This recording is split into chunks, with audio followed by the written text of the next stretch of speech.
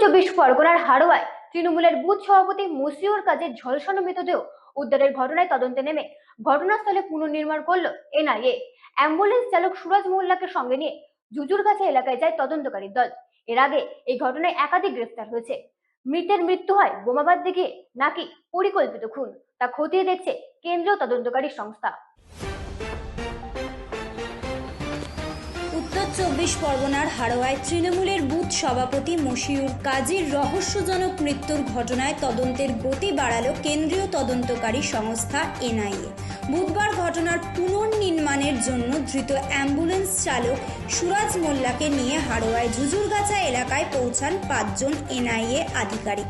গত 19শে মার্চ হাড়োয়া বিধানসভায় 188 নম্বর বুথে তৃণমূল সভাপতি মশিউর কাজীর ঝলসানো মৃতদেহ উদ্ধার হয় জুজুরগাছা গ্রামের রাস্তার ধার থেকে। এই ঘটনাকে কেন্দ্র করে এলাকায় তীব্র চাঞ্চল্য ছড়িয়েছিল।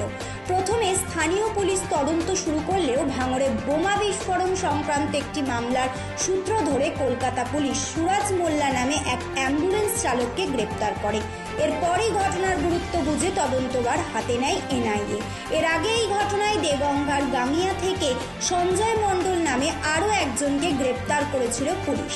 বৃহস্পতিবার বসিরহাট মহকুমা আদালতে তার পুলিশি হেফাজতের মেয়াদ শেষ হচ্ছে। জানা গেছে এনআইএ আগামীকালই আদালতের আবেদন জানাবে সঞ্জয় মণ্ডলকে নিজেদের হেফাজতে নেওয়ার জন্য।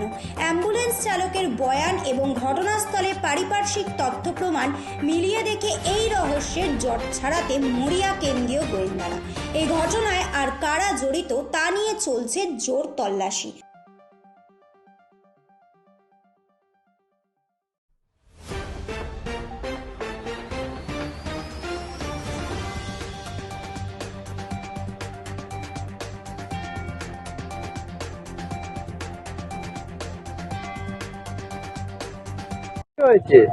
অ্যাকচুয়ালি আমি তো জানি না, আমি এখানে ঘুরতে এসেছিলাম, এসে দেখলাম এখানে এনআইএ অফিসার, কেন্দ্র বাহিনী আরো অনেকেই ছিল, সাথে একজন আসামিও ছিল। তবে আমি তো সঠিক জানি না। হ্যাঁ, মেন ব্যাপারটা হচ্ছে আমি শুনেছি কদিন আগে এখানে একটা মার্ডার হয়েছিল, শুনছিলাম সেই তদন্তই এসছে। ঠিক আছে, আপনারা এখানে বেড়াতে এসেছেন? হ্যাঁ, আমরা এখানে বেড়াতে এসেছি। বেড়াতে এসে ওই দেখলাম ওই সব কেন্দ্র বাহিনী এনআইএর অফিসাররা ছিল, সাথে একজন আসামিও ছিল। ওই সম্ভবত ওই যে মার্ডারটা হয়েছিল ওই তদন্তই এসছে। হ্যাঁ। ব্যুরো রিপোর্ট, রাত দিন নিউজ নেটওয়ার্ক। ত্রিপুরার প্রাকৃতিক